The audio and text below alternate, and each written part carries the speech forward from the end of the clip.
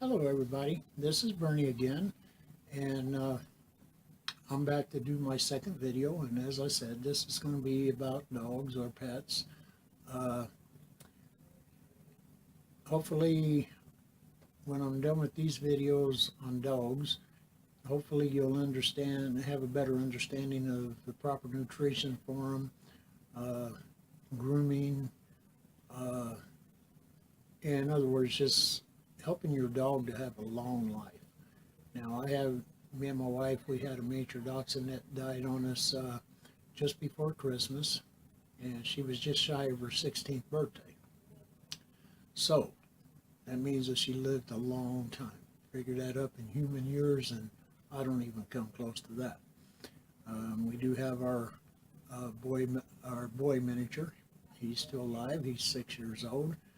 Uh, One thing I do for our dogs is I give them a daily vitamin, one vitamin a day, and that seems to help a lot.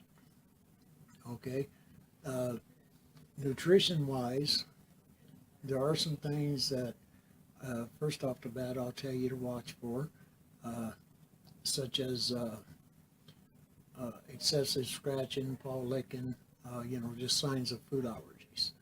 Uh, Licking the back of the paws is a strong sign that your dog may have food allergies.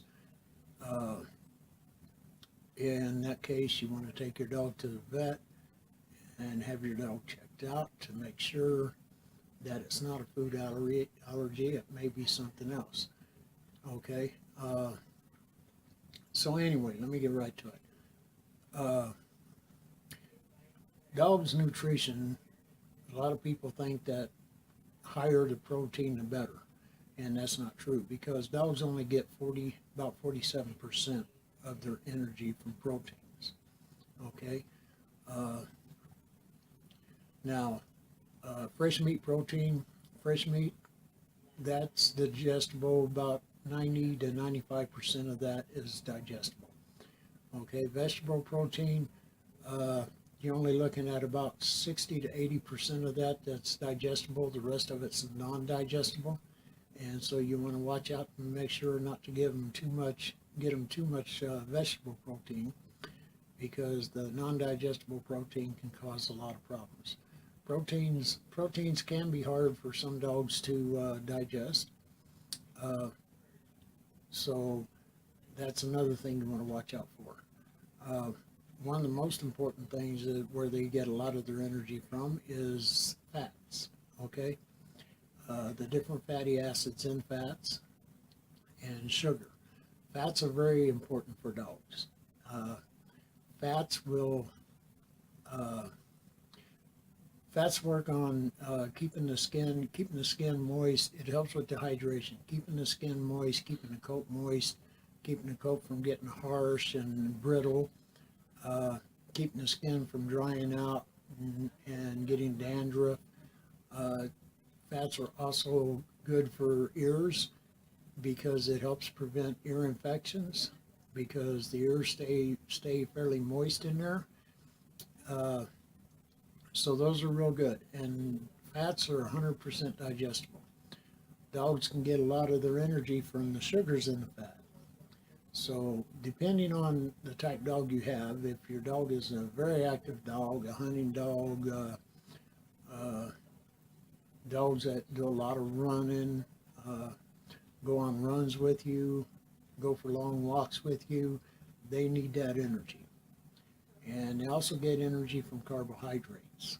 Okay, so I can give you a breakdown of the makeup of a dog, and I made myself some notes here so that I didn't mess up on any of it for you.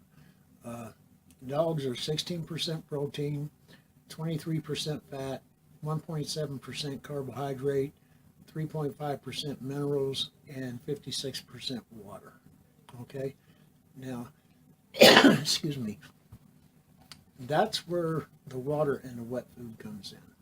The water and the wet food. The wet food will help the water keep your dog hydrated. Uh, and if your dog is hydrated, it like I say, it helps keep the skin pliable and moist. It helps keep the coat moist, non-brittle, and it helps avoid the dandruff and things like that. And the fats also help with, help with energy, provide quite a bit for energy.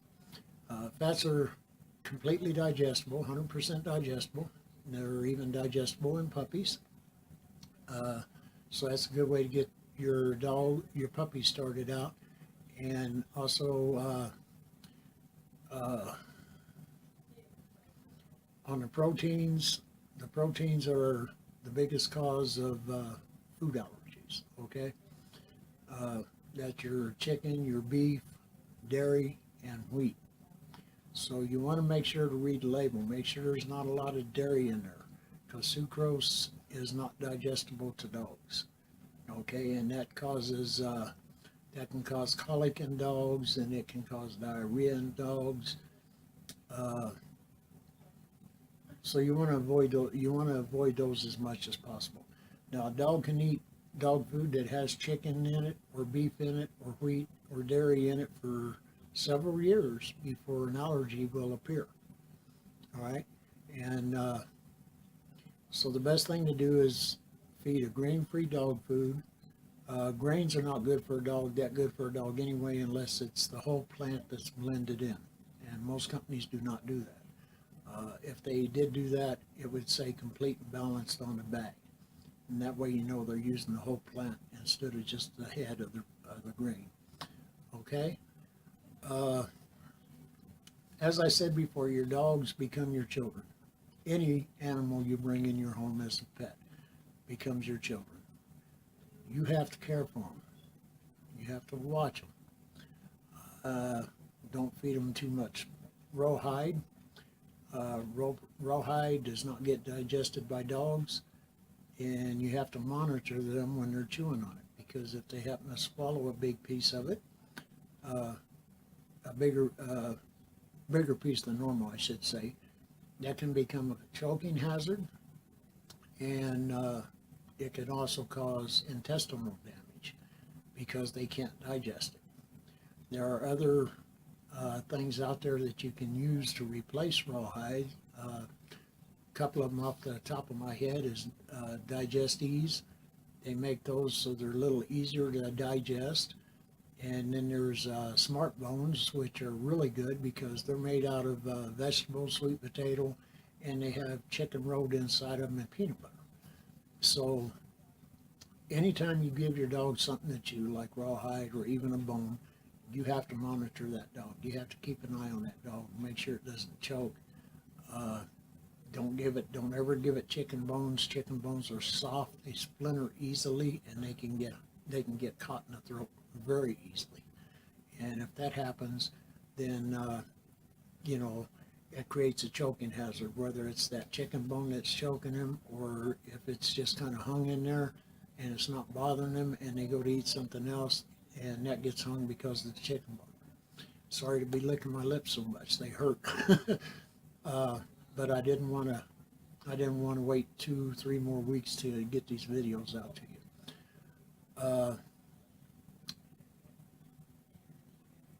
Grooming is very important for a dog too. Now, when it comes to grooming, you never want to use human chemicals on a dog. Human soap, human shampoo, human uh, conditioners, uh, lotions, stuff like that. Those are very irritable to a dog's skin. And what a dog generally does when that stuff is used on them is you'll find them rubbing themselves on the carpet a lot. And when that happens, they tend to rub so much they rub the fur off, and or they scratch so much they scratch to bleeding. Okay, so there are a lot of dog soaps, dog shampoos, dog conditioners, and even some dog lotions out there that are really good. If you're not very good at grooming your dog, if you've tried it and it just doesn't look right, please take your dog to a groomer. Dog groomers have been trained to use the proper chemicals on your dog, to use the proper set of cutting tools on your dog for hairs and nails, and there's even a few other things that some of the groomers search for on dogs. They do checks on dogs to make sure that they're in pretty good shape, and they let you know of anything they see that's out of the ordinary. Love your dog. Like I say, love your dog like you would your child, because that's what your dog is. Your dog can be very protective for you. I don't like it when somebody says, oh, it's just a dog, or it's just an animal, because how would you like it if I come up to you and said your child was, it's just a kid, and it's, you have to be vigilant with your dogs. You have to really care for your dogs. I know I'm kind of searching around here for more in my head to talk to you about in this video, and that's because my head's going about 6 different ways right now when it comes to dogs. I see so much stuff with dogs. I see dogs that I've petted dogs that their skin was so dry. Their coats were so brittle, so dry and brittle. And that's not good. That's not a sign of a healthy dog. Okay, that dog is missing something, and 9 chances out of 10 is missing a fat in its diet. You don't want to feed your dog a strict diet of wet food, especially if it's like pure meat, because it does need what you call biscuit or cracker in it, which would be your kibble. They need that. They need the carbohydrates out of that kibble. There's going to be, in most kibble, there's more fats in it.